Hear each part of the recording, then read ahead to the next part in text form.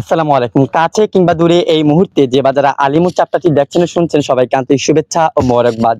সিলেট বিভাগকে যদি ৮টি বিভাগ জিজ্ঞাসা করে সিলেটের রহমতময়, বরকতময় ও আল্লাহ ওয়ালাময় এরিয়া বা অঞ্চল কোনগুলো? তাহলে সিলেটের 80 থেকে 90% মানুষই বলবে সিলেটের জকিগঞ্জ, হরিপুর, জৈন্তাপুর এবং কানাইঘাট এরিয়া বা অঞ্চলগুলো রহমতময়, বরকতময় ও আল্লাহ ওয়ালাময়। আলহামদুলিল্লাহ আমি এখন বর্তমানে আছি কানাইঘাট উপজেলা এবং কানাইঘাট উপজেলা আমার সাথে আছেন একজন দুর্দান্ত মানুষ হাসান। আসসালামু আলাইকুম হাসান, কেমন আছেন? ওয়ালাইকুম আসসালাম। জি, আলহামদুলিল্লাহ ভালো আছি। হাসান কি করছেন?